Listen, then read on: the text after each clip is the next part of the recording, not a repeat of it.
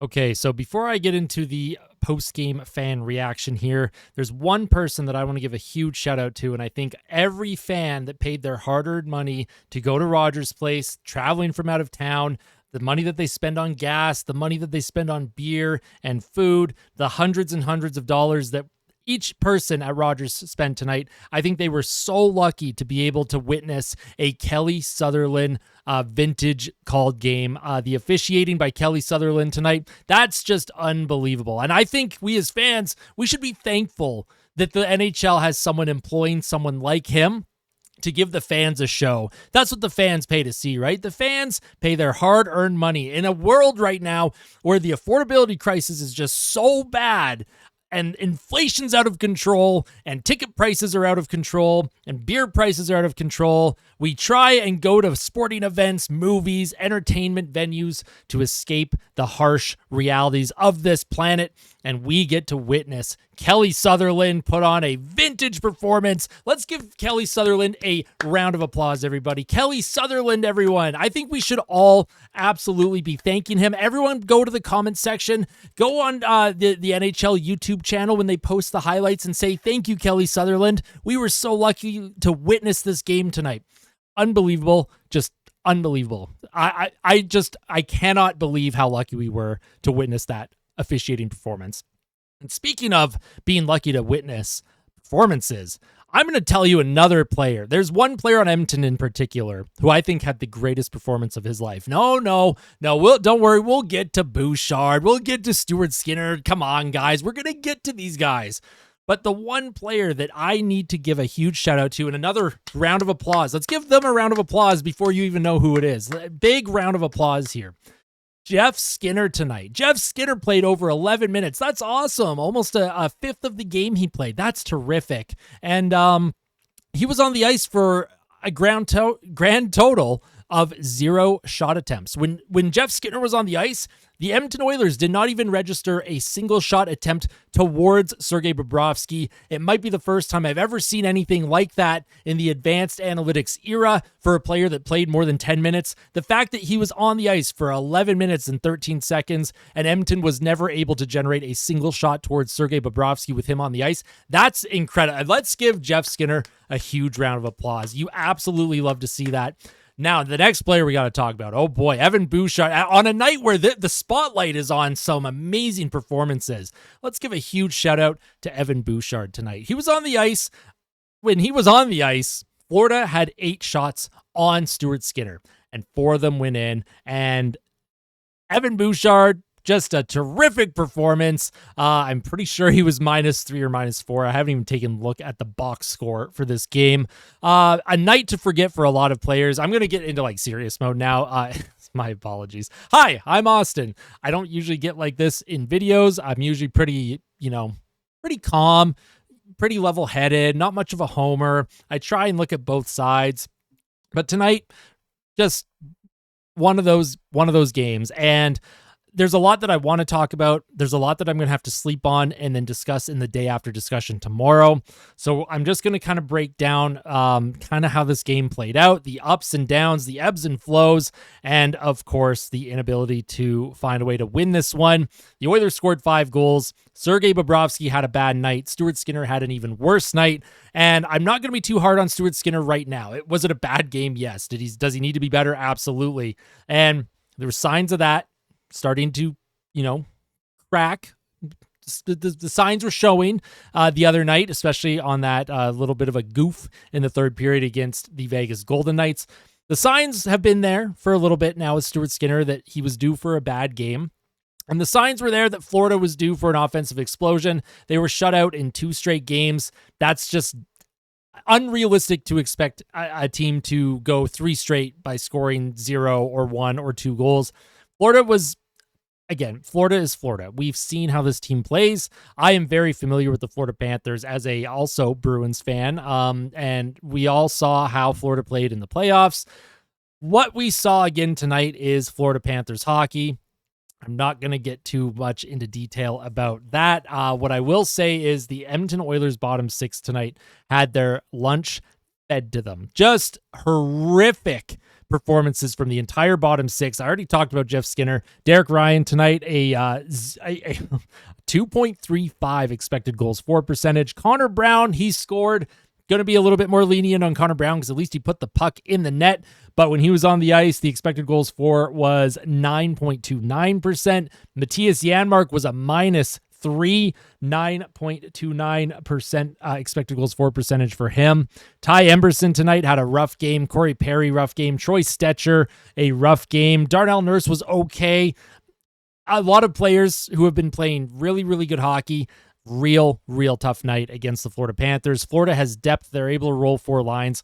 And on a night where the Oilers probably should have been playing Vasily Podkolzin and Kasperi Kapanen a lot more, they chose not to. Vasily Podkolzin in all situations only played 10 minutes and 31 seconds of time on ice. When he was on the ice, the Oilers outshot the Florida Panthers 8-1. His expected goals for in this game was 94.88%. However, for some reason, they wanted to play Jeff Skinner for over 11 minutes tonight, and I know a lot of fans have been clamoring. They're like, give Jeff Skinner a shot. Give Jeff Skinner a shot with Connor McDavid and Leon Draisaitl. For the love of God, play him 5 straight games, give him at least 15 minutes a night on their wings.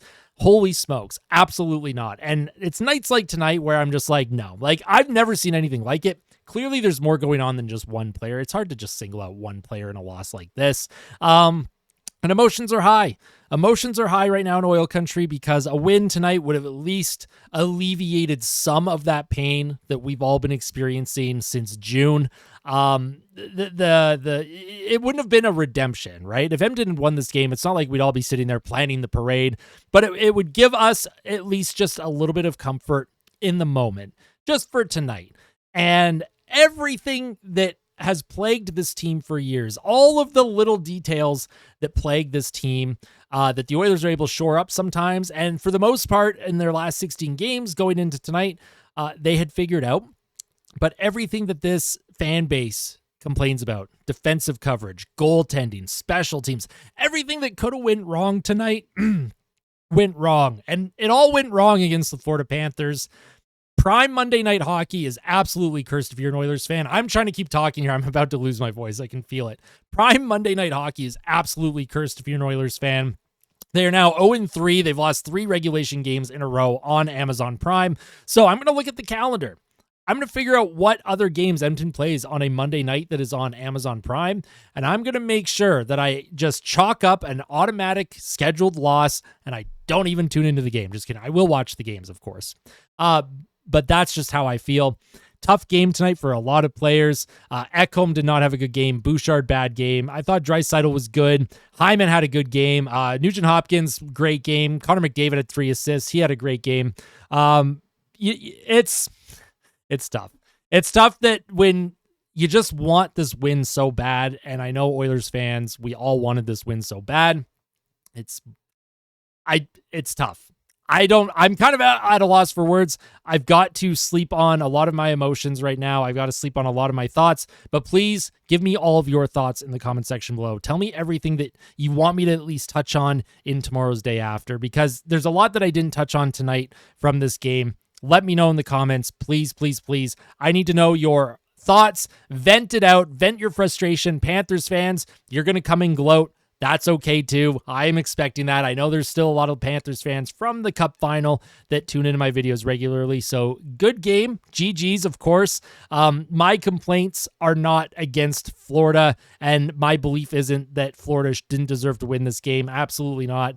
I would say they actually probably did deserve to win this game if you just look at some of just how the game overall played out. The Oilers, they scored 5. They should win, but this team has things that they need to figure out and get, patched back together.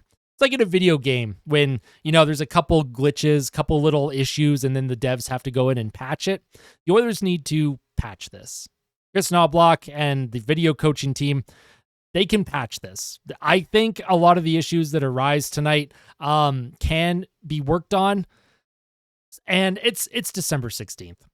Right? Like, I'm not going to sit here and overanalyze a game in December. We'll see how this team responds. We'll see how Stuart Skinner responds against Boston on Thursday. If Skinner follows up tonight with another horrifically bad performance against Boston, if Bouchard follows up tonight with another horrifically bad performance against Boston, if Jeff Skinner follows this up with a really horrifically bad performance against Boston, then I will start to be a little bit more emotional, a little bit more ticked off, and have a lot more to say. For now, I'm going to chalk this up as a one-off, but I am going to leave this one last thank you, though, for one more thank you to Kelly Sutherland. Thank you so much for the great night, Kelly Sutherland. Everyone, please let Kelly Sutherland know how amazing he was tonight. God, I don't know what I'm doing. Anyways, I hope you all have a wonderful night, Oil Country. We'll try and stay positive here. We try and do that on this channel. I do my best to be positive. I do my best not to just rip my hair out and freak out and, scream into the microphone. It's not who I am. I was this close tonight. So thank you all for tuning in.